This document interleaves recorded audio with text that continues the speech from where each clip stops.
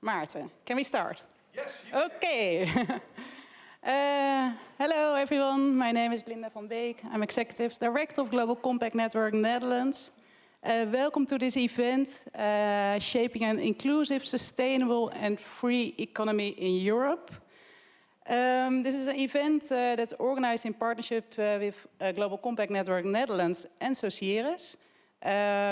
So Global Compact Network Netherlands and Socieres had a mutual interest in the topic of the future of the market economy in Europe. For Global Compact Network Netherlands, it's important because our members, the companies, commit to the UNGC principles on environment, labor, anti-corruption, and human rights. And so for them, a balance between people, planet, profit is self-evident, which also says something about their vision on the direction of the market economy of Europe in the future.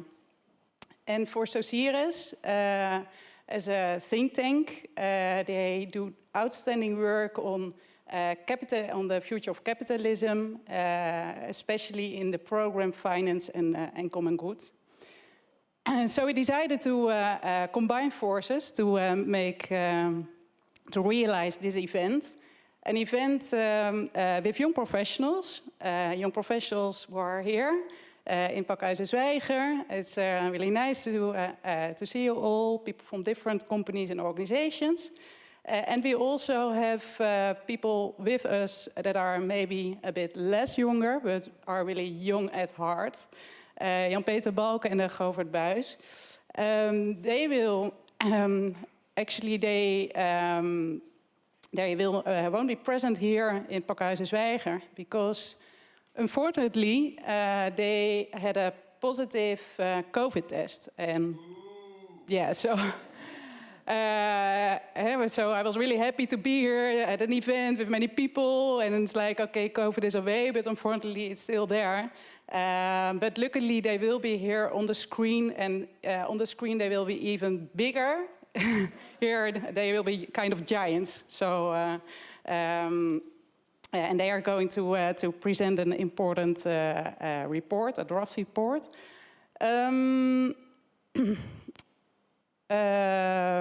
It's the report they are going to present is a result of a 2 years intense program of VU Amsterdam.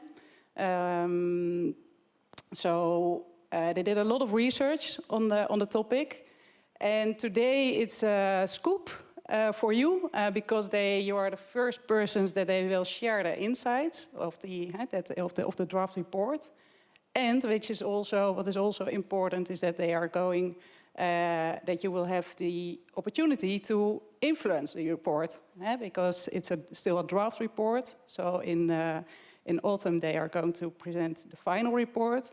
So all the good ideas and questions and feedback that you are giving today, they will take it with them and will probably affect the report. Why is the topic, the future of the market economy, so important? Well, for 4 reasons. Maybe, I think, many more. But now I will reflect on 4 reasons. Firstly, because the world is in transition. Some people even call it a world in chaos. I refer to the book of Jan Rotmans. He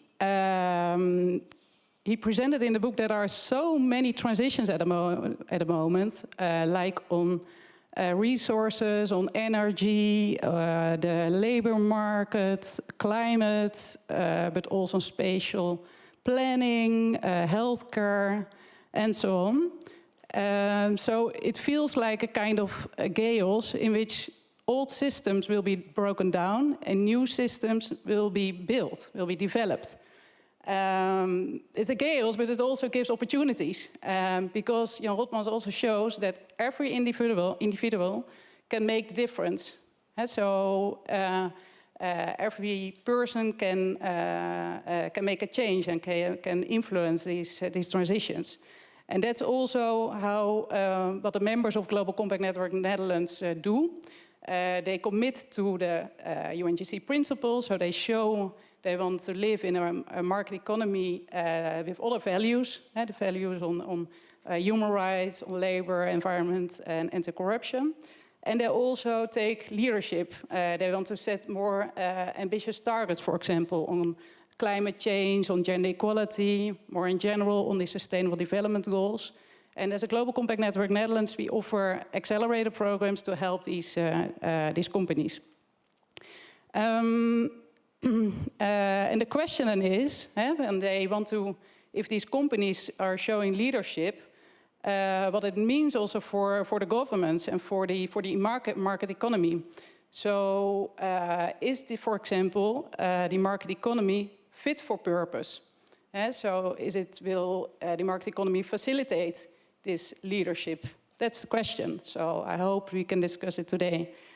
Secondly, as a Global Compact Network Netherlands, we did a research 2 years ago. We presented a report on stakeholder engagement.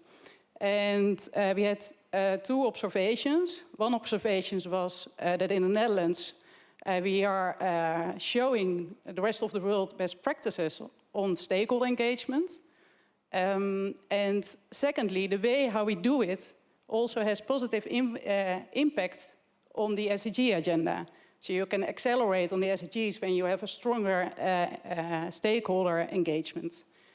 And again, then the question is, and this is one of the characteristics in the Netherlands, that that companies are used to engage and include their stakeholders in their strategy process, in the measures, in the way of reporting. Then it also, what does it say then for the future of our market economy? Is this one of the characteristics that we should proud of? Should we stimulate it more? So hopefully we can discuss that today as well. Thirdly, why it is so important to talk about today about the future of the market economy. A few weeks ago, we had a UN Leaders Summit in New York. It's a big event with all kinds of CEOs, business leaders, governmental leaders. And they are brought together to talk about the sustainability agenda and the agenda for the future. And one of the conclusions was that there are so many uncertainties at the moment. So, for example, Ukraine, but also COVID, we see it still not away. That in this time of uncertainties, it requires or it expects something from companies, from business. So the leadership should come from them, actually. And so also in this Leaders Summit, one of the reports or strategies they presented was a strategy on China. So they said, well, if we want to reach the Sustainable Development Goals, we should have a look at China, because otherwise, if we leave it, then we are definitely not going to reach the SDGs. And we want to give a bigger voice to the business community in China. So they can play a role in these transitions. So that was the third reason we wanted to. We think this topic is important. And fourth is that we want to bring together young professionals, because I think young professionals live already in the future market economy. They are not living in the old economy. For example, when they're looking for a job, they ask, okay, what's the purpose of the company? How can I do meaningful work? What is your sustainability policy? And that is something completely different, comparing with, well, how it went, I think, years ago. So they are living already in a different market economy. And as a Global Compact Network Netherlands, we want to to give a voice to these young professionals, for example, by offering and organizing the Young Professional Program. We also are developing SDG Young Leaders Network. And another thing is that we brought the young professionals here today. So we're looking forward to hear your opinions today about the future of the market economy. I would like now to give the floor to the moderator of today. That's Maarten Biermans. I'm very happy that you are here today, Maarten. Maarten is a member of the board of Global Compact Network Netherlands. He is responsible for finance, so you can really trust him. And he is a partner at Pro Capital, a company that facilitates the sustainability in shipping. He had a career at Rabobank, and so he knows a lot about sustainable finance as well. And most important, I think, for today is that he is the singer in a rock band. So let's rock today, Maarten. Thank you. Many thanks, many thanks, many thanks. And actually, if we drill it down, I think the most interesting and most important aspect of my CV is that I'm a dedicated fan of Bob Dylan, which actually will help because, you know, the works of Bob Dylan, they always help us in giving guidance to what it is that we're trying to do. And of course, you know all the great song of All Along the Watchtower, which starts out with, "There must be some way out of here, said the joker to the thief. There's too much confusion, I can get no relief. Businessmen, they drink my wine, and plowmen dig my earth, and none of them along the line seem to know what any of it is worth." Well, let's reflect on that in this entire afternoon. I will revisit Dylan and his works throughout this afternoon. First, some housekeeping. This is Chatham House rules. Do you know what that means? Oh dear, okay. First event, cool. Okay, so Chatham House rules. You can, of course, and please do discuss with other people what was discussed at this particular meeting. Because these are important topics, so please do. But you cannot say who said what. So no attributing, but content-wise, please do so. Also, very quickly, just to get each other a little bit acquainted, we got different groups here. We got people from the private sector. Can I see some hands? Private sector? Come on. Daniel, I know you work in the private sector. Dude, do you work in the private sector? You raise your hand. It's not that difficult. Okay, thank you. Public sector. Okay. Civil society and academics. Raise your hand. Okay, there you go. Okay, who works in the financial sector? Who wants to work in the financial sector? Okay, now, okay, good, thank you.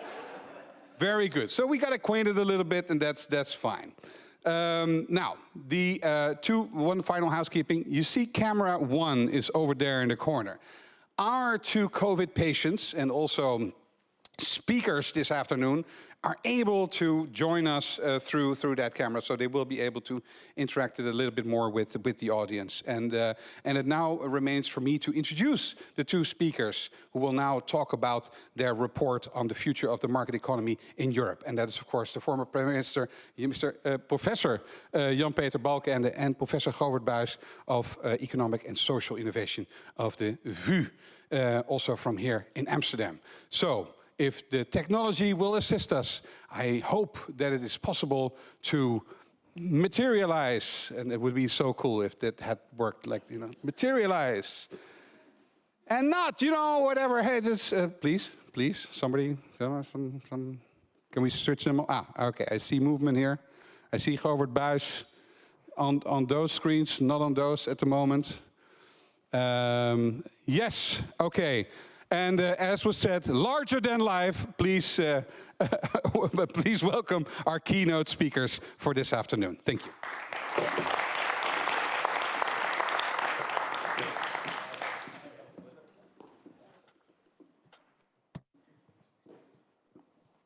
Oh, Govert, je mag los.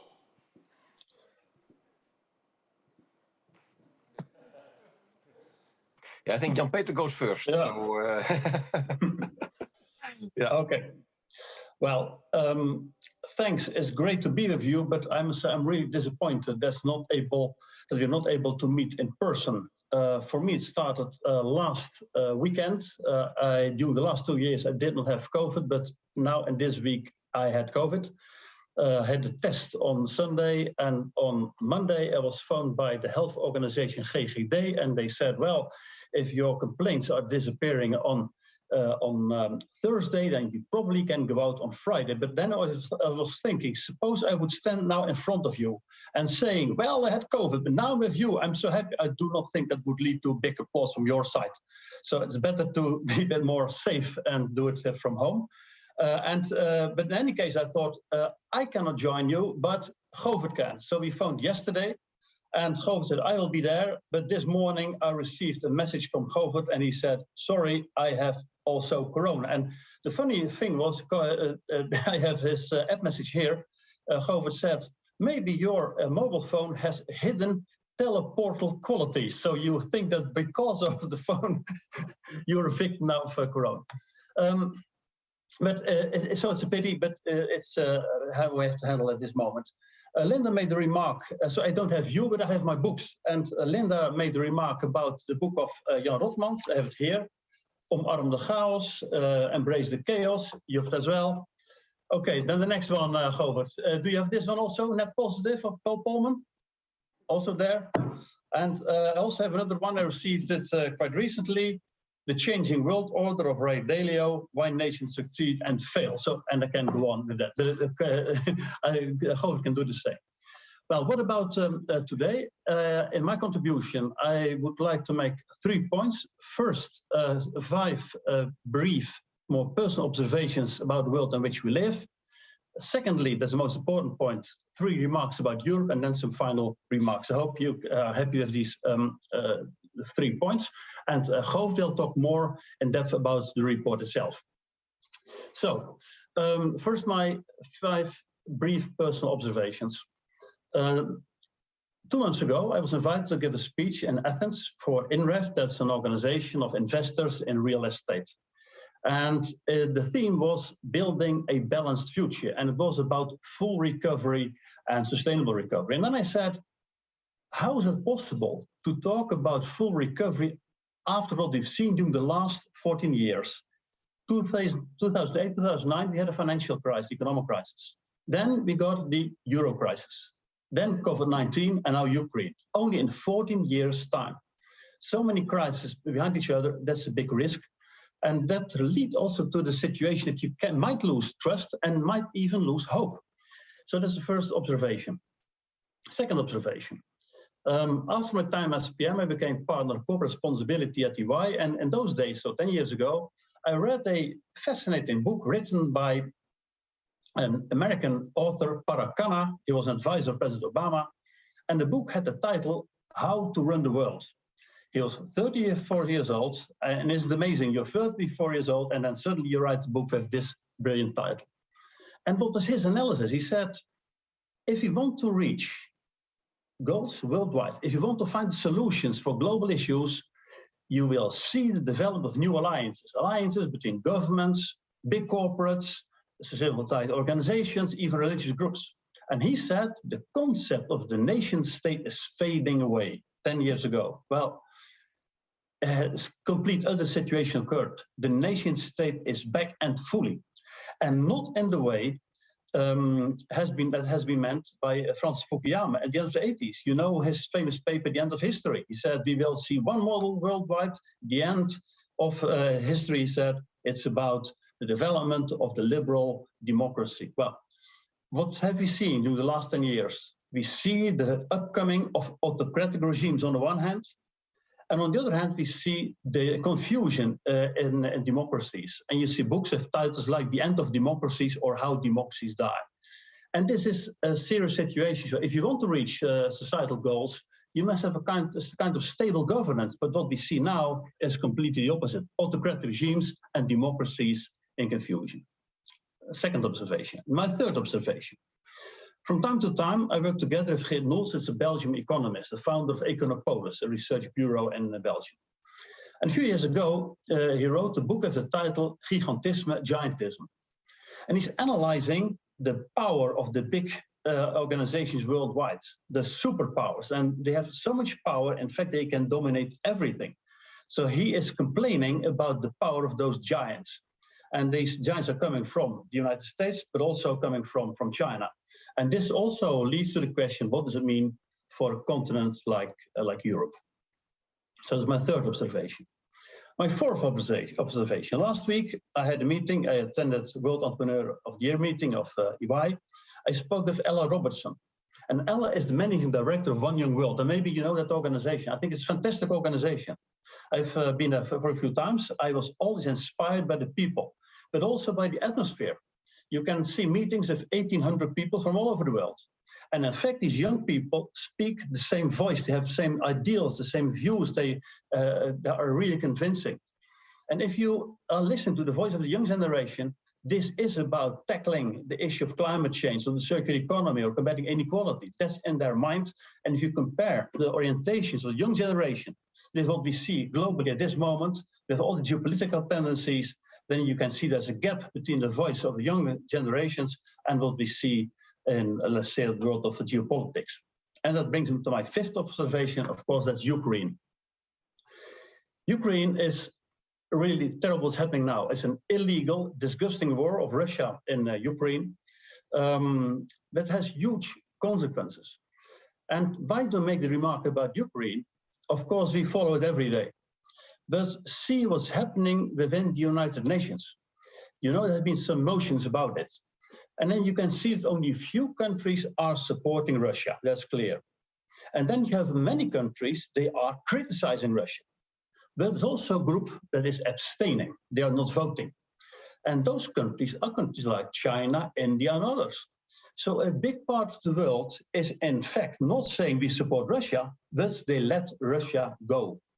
And I think this is a very dangerous development. And why to make this remark? If you want to reach important goals like SDGs, you must have a common willingness to reach those goals. And what could be the consequence of this geopolitical development? And I'm concerned about it. So you have to take care for realizing important goals. And what we see now globally is really worrying. So I make these observations. A world of crisis, governance issues, monopolies in the world, tension between orientation of young generation and geopolitical difficulties, and a confusing world. This is the world in which we're living, and that brings us to the position of Europe. That's my second point. If I'm going too quickly, you have to make a comment that I can't see you, so I just go on. I suppose that the moderator will make a remark, so Jan-Peter, wait a moment. But I see I can go on. And that brings me to my second point. And because our report is about the future of market economy in Europe. And Govert Buijs is the main author, and he will talk more in depth about the report, but it's so important to talk about the future of Europe. Because 10 years ago, people said, in fact, Europe, it's over, it's a museum, it's only about the US and it's about China, or whatever. But now, if we talk about quality of life, if we talk about the big agenda, the question is a bit, what is the position of Europe and what about the market economies within that European context? And that brings me to the issue of what about Europe? In fact, we can say it's an inspiring fact that the crisis of the past 2 decades have not weakened Europe, but rather brought the individual states closer together. And many things happened, has been said already by Linda. Brexit, COVID-19, Ukraine.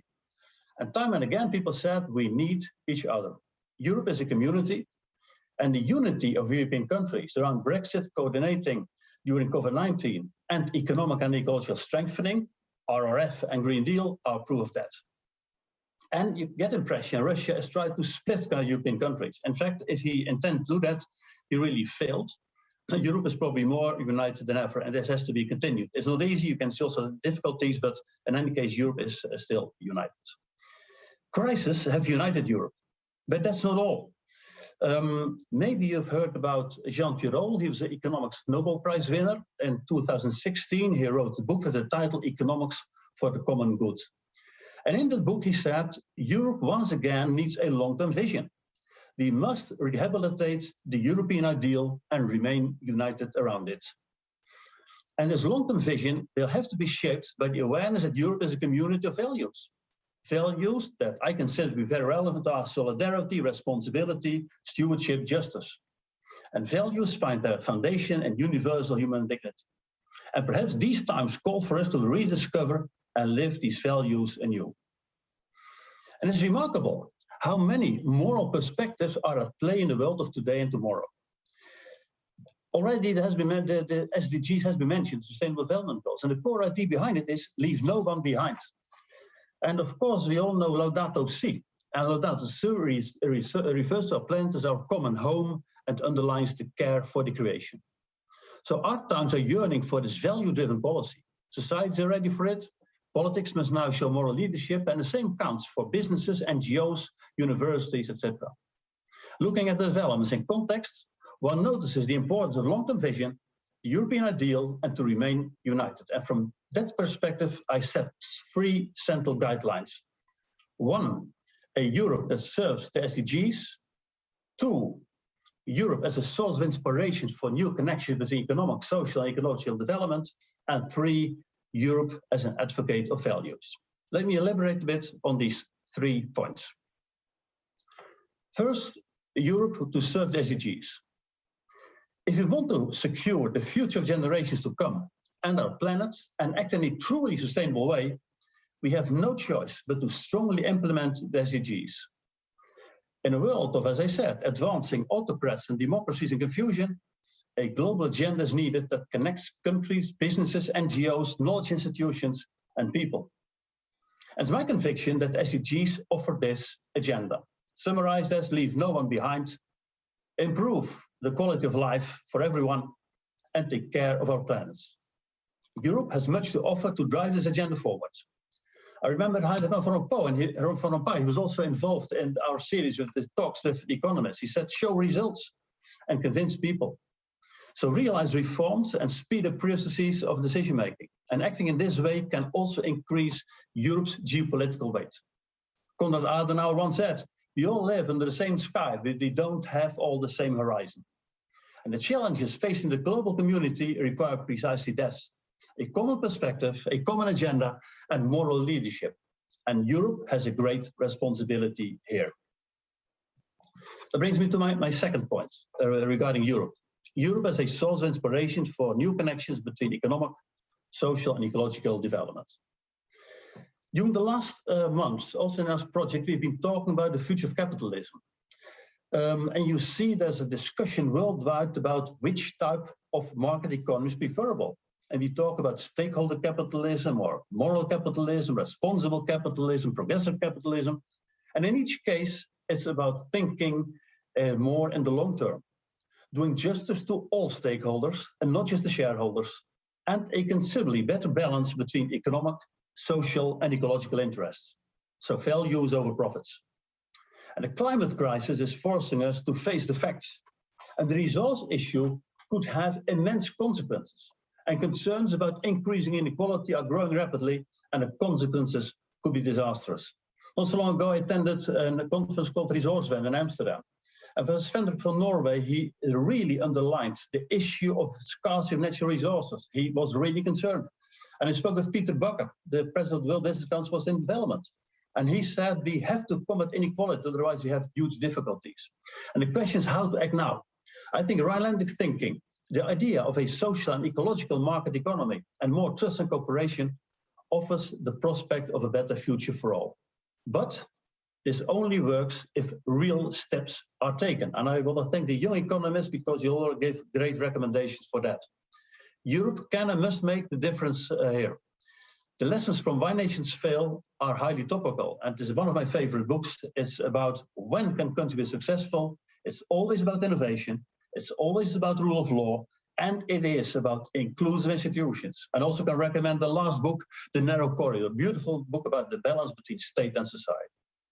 And that brings me to my third point regarding Europe. Europe as an advocate of values. We've become used to developments being dominated by power, geopolitical strength, self-interest, dominance of nation states, autocracy, and political division. And the great danger then is that the moral dimension of social issues will be out of sight. In many places, reference is made to the importance of values, the purpose, DNA of organizations, answering the why question beyond the where, how, or what. And if the why question is so important, if purpose is so important, why shouldn't that apply to political or geopolitical issues, or to the role of the private sector, or to universities, or societal initiatives? Europe can play a major and stimulating role in all these areas. And in quite a few countries, an atmosphere is beginning to emerge in which human rights and democratic constitutional rules are dismissed as Western values. We know better. So there's a lot at stake in today's world. Achieving the SDGs, responsible socio, environmental and economic development, and global values call for new creativity from Europe. And Europe is in fact stronger than we have to realize.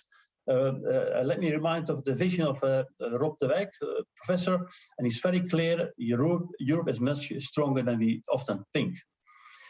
So Europe must have the will to inspire, to innovate and to implement, get off the defensive and move forward with passion based on our sense of values.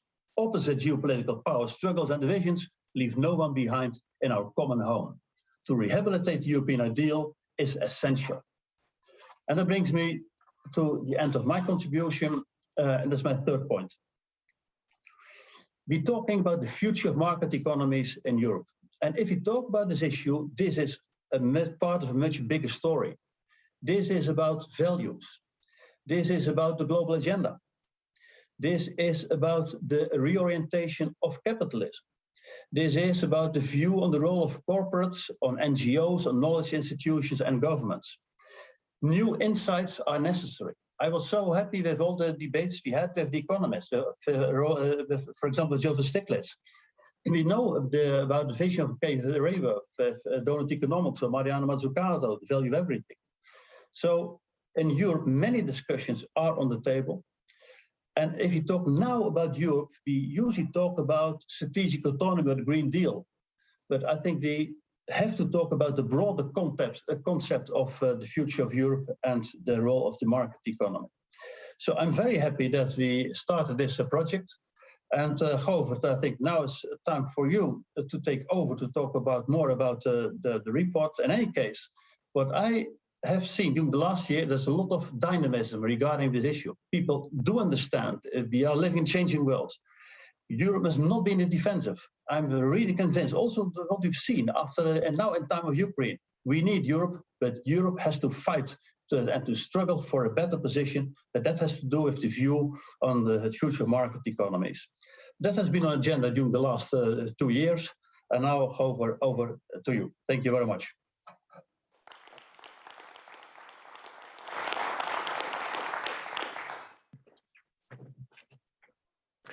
Yeah, thank you very much, Jan-Peter.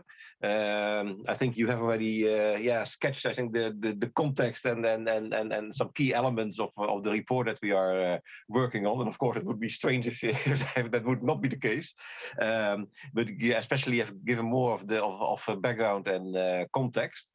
And for me as well, I until 10:30 last night, I was just without any question assuming that I would be here in your midst physically today, but then all of a sudden my situation started to deteriorate, and I'm very sorry that I cannot be there, but perhaps there will be another occasion that we can meet in person at some time. What I would like to do is indeed to show you some of the basic outline of the report that we are working on, and indeed challenge you to contribute in the various groups that you will be divided in after the break. And we are still very much open for suggestions, for recommendations, especially for policy recommendations. So I will give some hints about what we are thinking on, but perhaps there are many more ideas, and so in that sense we are very open to your contribution there, and I'm really looking forward to hearing some of this. To give you a little an overview, I will share my screen because that may give a little bit more background. You can see what you can see the screen, I assume. Okay, and I have to make it that it will go from one to the other. Yeah. Well, actually, this project started still before Corona times, but then we had to make everything, you could say, in a digital fashion, and we had in Pakhuis de Zwijger actually, but more in a digital fashion. So Pakhuis de Zwijger was the studio at the time. We had dialogues with all kind of interesting visionary economists, as we called it. So. Stiglitz, Jan-Peter mentioned already. Van Rompuy was there too, by the way. Yunus, Sachs, Collier, Rajan. So quite a few very interesting names, and they gave their perspective on our project. Say, well, how is the future of capitalism going to be? How can we develop toward? And indeed, there are various names for that: responsible capitalism, mature capitalism, the donut economy. There are all kinds of names that are used, but there is very much a common core there. And we try to find this common core. There's really an exciting type of literature that has emerged, basically in the last 6 years, so to say. So that is very interesting. And we had already two reports, but especially one a more general report by a think tank of young economists, with people from Our New Economy and Rethinking Economics, and other people. So CRS was involved as well, and that report is already out, so you can already consult that one. And eventually, then we will try to bring things together, and that is the report that we are talking about today. That has as well, and Jan-Peter was already referring to that, a part on geopolitics and the whole new, but that made as well that we have to see how are things going. And I think now we are living in a time in very condensed change, so to say, a pressure cooker in a couple of months. That things are that already were in the making now crystallize in a very fast way by the war in the Ukraine. So we try to analyze this as well, and then in the fall to have a report that will not hopefully not be immediately. You could say already been surpassed by the events when we publish it. Okay. What is the key question? Well, actually, in the free markets, for the past 200 years, you can see that Europe, and that has been from that on a global project, escape from poverty, and that is a huge achievement that has been, is still being realized, but the great achievement has been made there. And market economies have been a crucial driver there. Yes. However, what we see now is that there's the simple question is, can we continue in this way for another 200 years? Well, let alone 100 years, 10 years perhaps. And then the question is, obviously, no, we cannot in the same way continue as we have been building. So we have to think about a new stability, balance between human activities and ecological circumstances, a new balance between, you can say, those within societies who are very successful and those who are the losers or see themselves as such. So the ecological questions and the social questions are crucial questions that we have now to address. And in a way, we can characterize our current society for all kinds of reasons as a kind of burnout economy, and this is just an image there. And it seems that we are using the resources that we need and I don't have to tell you in this context because that is what the US Compact, and so CRS of course has very much is in your side. Now you can say towards a new economy, we realized that the year 2015 has been a very crucial year. Jan-Peter was already referring to this. It was the year that the SDGs were officially promulgated, so to say. Laudato Si from Pope Francis, calling for both ecological and social renewal, reorientation of our economies, and of course the Paris Agreement. So the 2015 agenda is a very crucial agenda. And yet, if you look back in the years, what happened after that, then you see already all kind of difficulties there that we somehow have to address now. And easily, 2016 was the year in which we realized the force of what we can easily call populism. Brexit, Trump, later in 2018, the yellow vest in France. So apparently a transition of economy and what we had been doing can be easily backfire. And then perhaps if we do not handle this well, then perhaps the whole transition may fail. So it is very, very important to connect to the own population within nation states, within Europe as well. Well, COVID came. In which new questions came about how far the global interdependence could go. Is it not that some essential elements you should have organized yourself, like masks, for example, but as well the need for for European cooperation. For example, Jan-Peter mentioned already the gigantism from that's very much an issue with the big pharma. That as a country, as a nation state, you really need to be there and to enter into these negotiations. And you can apply this either to as well to big tech or big finance, etc. That as small nation states, you have not the power to really deal with that. You have to be in European cooperation there. And of course, 2022, the Ukraine war. In a kind of crystallizing already movements that were already going on, but especially important is, of course, the almost unrestricted support of China for Russia, emphasizing their unbreakable friendship. And in the background, of course, this is an entirely new geopolitical situation in which it may easily be that things that are agenda, the 2015 agenda, may be very important. And yet, if the geopolitical context is developing in such a way that large countries say, well, this is your agenda, but it's not our agenda, and we are going into a different way, then the agenda may be in a real jeopardy. So these are new questions there about how the 2015 challenge can be really met in a divided world.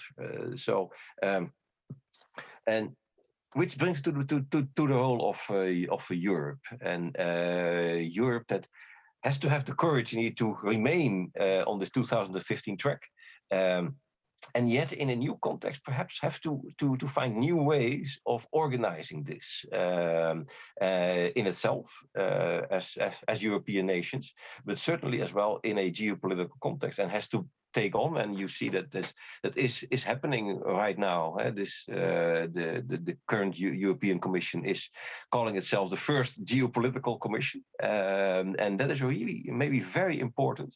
That somehow you have to be there on the global agenda, because if the SDGs are left in the hands of either China or in the hands of the United States, it may be a very difficult track. So there has to be a true advocate of this 2015 agenda, as it can be called, and Europe is really the candidate to do this.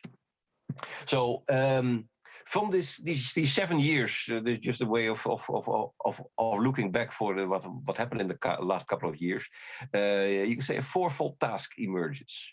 That's a reorientation, of course, of our economy towards a truly regenerative economy based on the SDGs and Paris, the Paris Agreement, etc. But equally important is it to reconnect with the own populations, especially the lower classes that feel in various countries feel left out. Often they are described as the losers of globalization or whatever. So a kind of new, social contract is necessary. And if we are talking about transition, then certainly it is important to talk about a transition in which the different layers of the people can really participate. And reposition Europe in a new geopolitical context, in which Europe has to play a role on the same level as the United States and China, so to say, and find its own voice in the world, especially to make sure that there is an advocate indeed of the values of 2015. So, and that all kind of dilemmas there, and I will not go into that, but important, a crucial issue that is a revaluation. So what are the key values of Europe? What is Europe's story? What is, let's call it even this way, the European dream? Yes, and to have a new self-consciousness about what Europe is, even not in a kind of triumphant way, because Europe has had historically as well its dark sides, and we should be open about this. And yet, I think there is an important value base that has been developed in Europe too, which is very important for our common future. So, outline of the report. We have 6 parts. Now, basically, we make a short analysis of the confusion, so to say, that we have been in. What went wrong in the last decades, and especially you can see that the kind of balance between market, state, civil society, various actors have been out of balance. And earlier on, we had, of course, the problem that states were way too dominant in the economy. But in recent years, we see that the market economy has been so, you could say, unfettered and unembedded, that there is a new balance is needed there. So, and that is really the new direction that we are looking for. The search for, well, you can use various names as well already mentioned, but the search for responsible capitalism. And as we are greatly assisted in a whole new, an avalanche of new literature, so to say, and some of the books has already been mentioned by Jan-Peter. So confusion, new direction, revaluation. What are Europe's key values? And make this explicit, tell this toward each other, tell the story of Europe and Europe's values, so that it's not kind of hidden away or something like, well, of course we know or we assume or whatever, but make it explicit. And then define a mission. Europe's mission, indeed, an economy that responds to this 2015 challenge. Well, I will come back to that in a little bit in more depth, and rethink Europe's position, the geopolitical position, and then the transformation. How can this really be achieved in practice? So there we are talking about recommendations and risks, and especially both the recommendation and the risk. I think your input can be very helpful still in this report. Europe's mission, you say, an incubator for a new economy. And what is necessary there, that we are renewing our ideals. Economy is not about simply GDP growth, but is really about, and there's a whole literature now very interesting on, well, well-being, or in Dutch, the breder welvaartbegrip, or the OECD has the Better Life Index. And you see this multidimensional matters are very important as new ideals. You can say, well, what is an economy actually for? What is the reason that we have an economy? And does it really deliver what we should expect from this? That involves as well renewing economic ideas. And you see gradually indeed that economists are developing new perspectives. And we give only a brief overview of this, but it is a very interesting movement. It still is going too slow, I think, but certainly there is a movement going on there.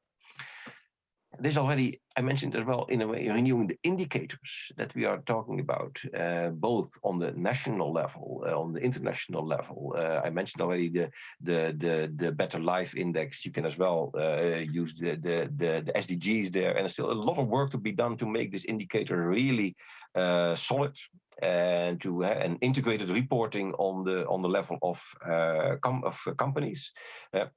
And again, there's a lot of work to be done, and great steps have been made, but still there's a lot of work to be done on making these robust and trustworthy. Indicators, true pricing is as well an element of that prices really are an indication of the costs, and not just the result of demand and supply, but as well say, well, what are the real costs of that, and somehow that has to be integrated in the prices. And then renewing institutions. And earlier on, I mentioned already there was a kind of focus, more a couple of decades back on the state as very important, and of course it is very important. But then we went to the whole idea that the market has to do everything in society. What we are now advocating is what you can say, was already mentioned, a multi-stakeholder or a multi-actor approach. So, if we are really working toward a new economy, we really need very different actors to work together, to form coalitions. It's one of the final SDG is actually about this. To form coalitions. And what the great risk is of a multi-actor approach is always that you, what is called in ethics the problem of many hands. Everybody is relaxing, saying, well, someone else should take the initiative. Yes, we strongly emphasize that everybody has the, you can say the right or the duty of initiative. You can start a coalition. And you can never be exonerated, say, well, the state didn't do it. You can do it. And then try to address the state, for example. Or states can do it and address business. Civil society can be a very important role of bringing new things on the agenda. Consumers, very weak now, perhaps, but they can really make a difference too. So this multi-actor approach, I think, is really is a way of a reformulation of what earlier was, you can say, the stakeholder thinking in the Rhinelandic thinking over against Anglo-Saxon thinking. Renewing institutions. Well, I will just skip this. I'll only mention this briefly. Let's say that the renewing of ideals, human dignity was already mentioned, regenerativity, inclusivity, and to make this innovative atmosphere, co-creativity, work together toward new things. That is important. I will just skip for time-wise, and I mentioned these elements already. I will spend a little bit more time on this multi-actor approach and this power of initiative that I mentioned. This is the kind of thing that we have been drawing up. So, what are the key actors in today's economy? And then we even included nature as an actor. You can think about it. But we cannot miss out on one of these, actually. So finance has to really take its own role. Businesses have to take their role. States have to go to take their own role. The political institution, both on the international level, national and regional, local level. You can see these coalitions will be crucial. No actor can do this transition on its own. So we need new research, new thinking in education about this. We need creative ideas, like the Laudato Si of Pope Francis, but as well very concrete actions taken by businesses, etc. So this multi-actor approach is very important. Now this one I mentioned already as well, the Europe geopolitical situation. To find a new self-consciousness, even in today's very difficult context. I think now it is very important to come together even more than it already has been the case, and to say, well, both the American model of capitalism and the Chinese model of state capitalism are not sustainable in the long run. We need something else, and we need a European model of capitalism. And make that as a kind of advocate of this. Already was mentioned already by Jan-Peter as well, the EU power of standardization, which is really something which has been very important in recent years, and will be in the next couple of years be even more important in the due diligence legislation there. That's very important. Maybe a very burden on businesses, etc. And still is very important, I think, for the long-term sustainability of not only of Europe itself but globally. So this is integral production chain responsibility that is there, will be in EU legislation. Of course, there are transition risks. The transition, as you can say, as the party of the rich and powerful.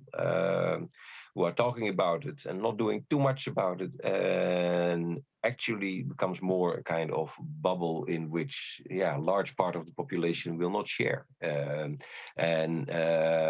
that is a real risk there. There is, of course, always as well that there is a lot of anti-market sentiments. Say, well, the market is wrong, capitalism is wrong, etc. While I think this increasingly, this multi-actor approach, the business sector is crucial. They should be part of all these coalitions. So it is not about state and or market, but it is really about the coalition in which. And you see already a lot of very creative entrepreneurs doing new initiatives, new things. Well, a risk is as well transition as a top-down, centrally managed operation. That cannot be the case. It has to be this interaction between top-down and bottom-up, and then see, well, where do the problems occur, and how can we remove the barriers there, and so in a constant, very dynamic back and forth between the local and the global, etc. But governments, and that is really, I think, is a new element compared to the last decades. Really need to give clear direction. Mazzucato talked about the mission economy, and businesses are calling for this, calling for the level playing field, etc. So there is needed that government indeed take action there.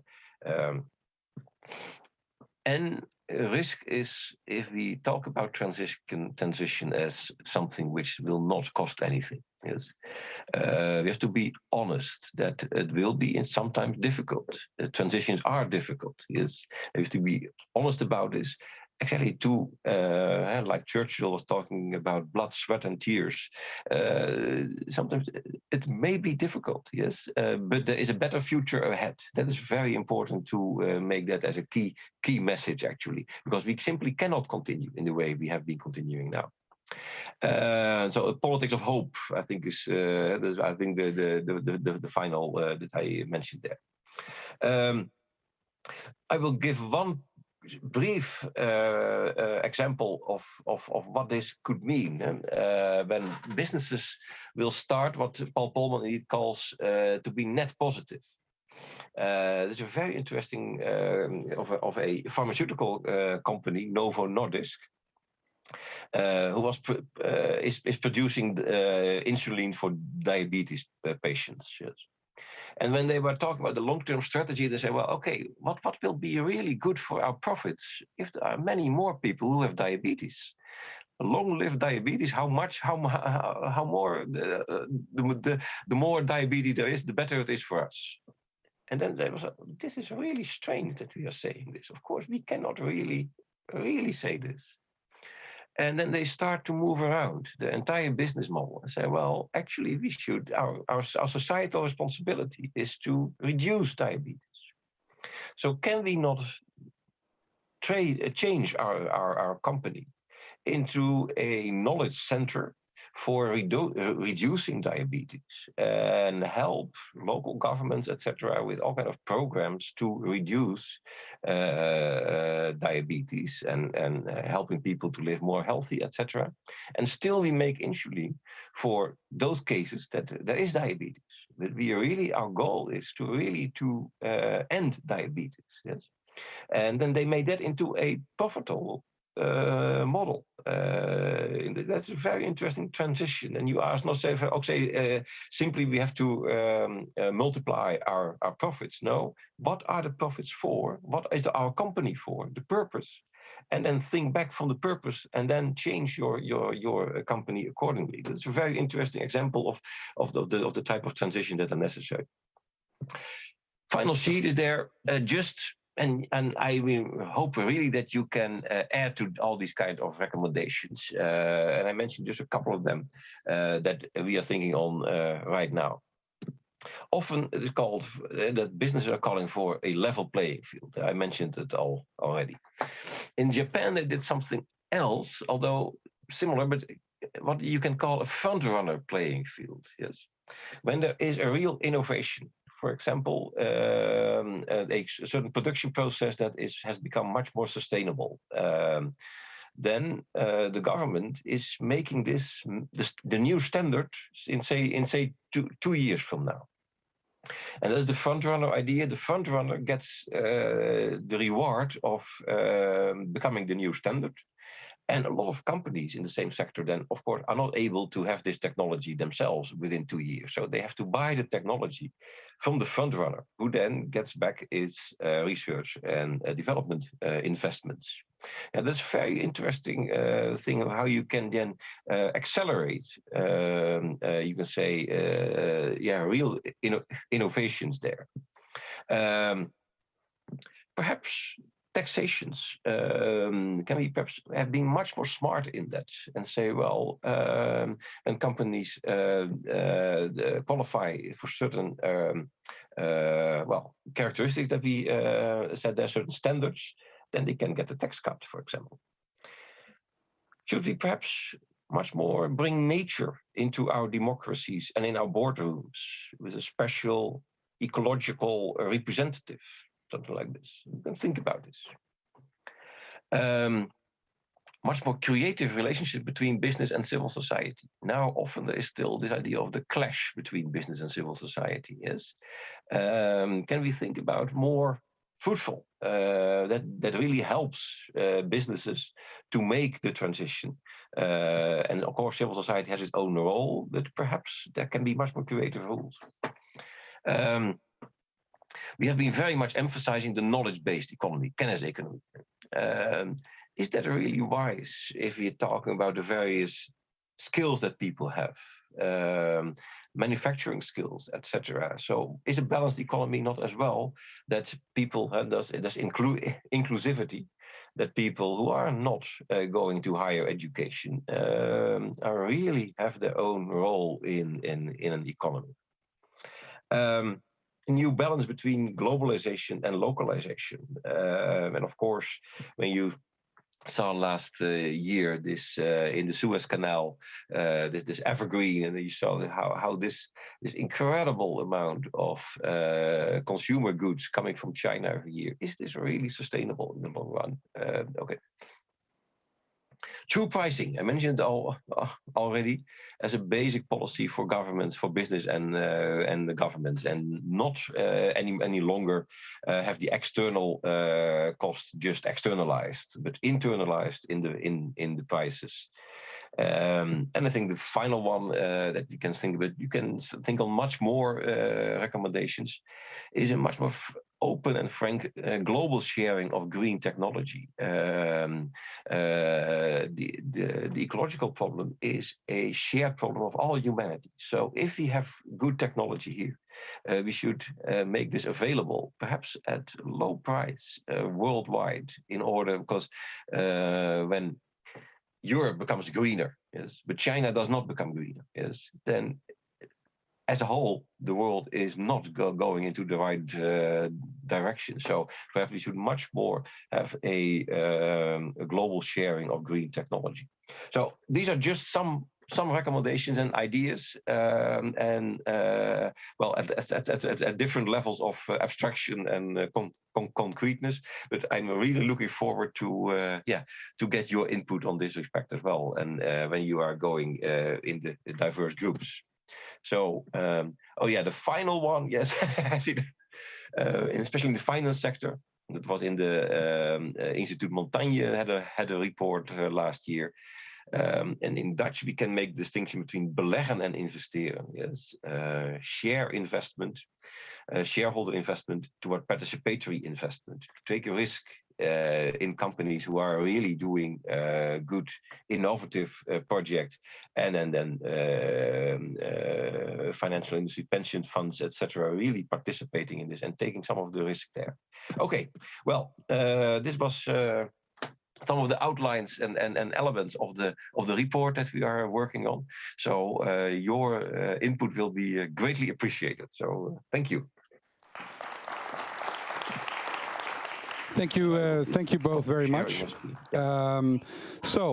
There's a lot to unpack from this from this wonderful presentation. Incidentally, I'm pretty sure I'm not the only one that noticed that in your new, I was going to say donut shape, but I probably shouldn't do that in this particular instance. But in your visual, it says imaginative reflection.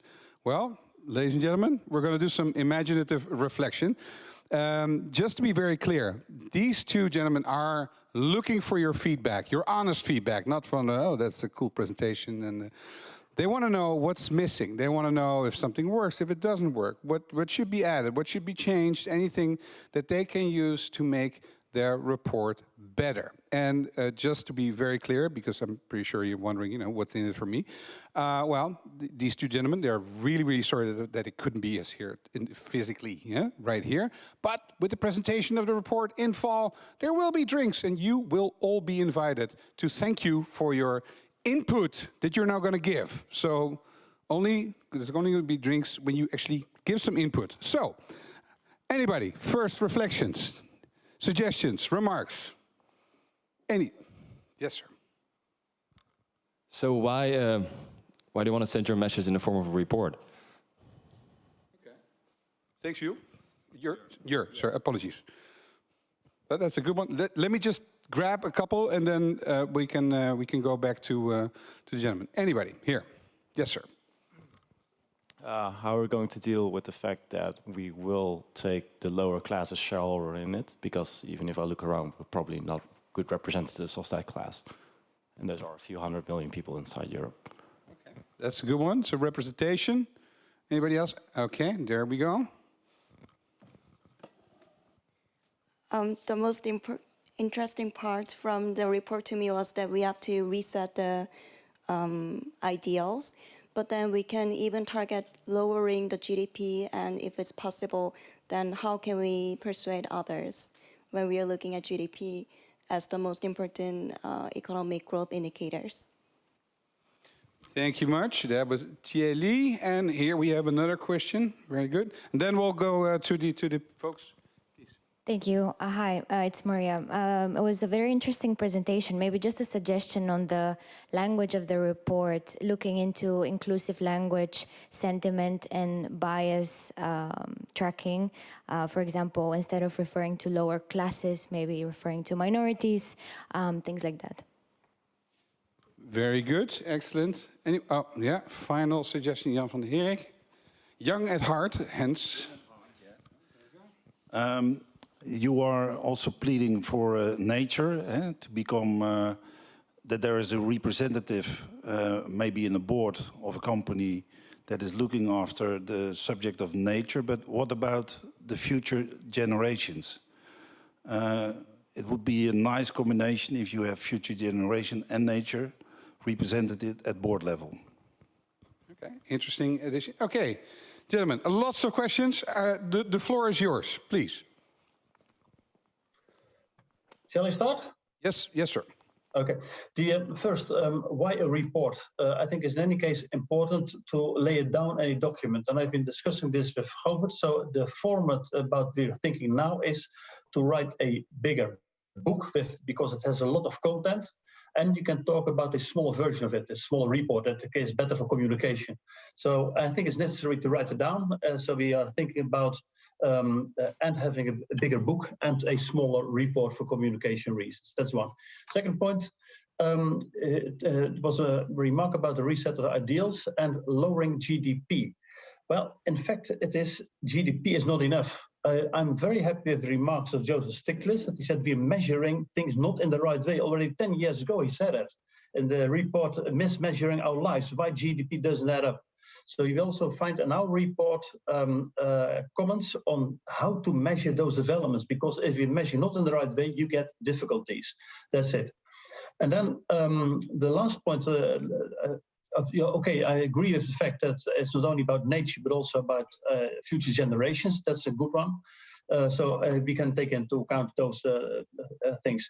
What I would like to say to you is, if you have more of those comments, please bring them over, because it's helpful for us when we finalize this report. So you made some great comments, and I'm sure that we can take benefit. But Govert, you're the main author, so maybe it's your task to react. Yeah, just a couple of. I would like from the one who asked that question, from the person who asked the question about why a report, why you asked this question exactly. Perhaps you have another idea about what may be a better idea to publish this. So perhaps there's maybe a certain background to this question. So perhaps you can elucidate that a little bit. Yeah, maybe he wants to have a film or something like that. Yeah, perhaps. If I make a suggestion, I would definitely go for TikToks. You know. And you've got the 4 R's, you've got the 4 I's. I see, you know, a whole bunch of small movies. So anyway, free to use. Yeah. So, but so indeed, what we are now thinking of is having a smaller report which can be easily distributed, and indeed can be officially given to a representative of the European Commission, for example, and a larger book is already then more difficult, and yet a book has a much more longer life than a report. So that's what we are going to do. The language, that's a good comment. I had lower classes in my presentation. I think it is not even in the report, but I had it in my presentation in between question marks. But certainly that is certainly a point to be aware of.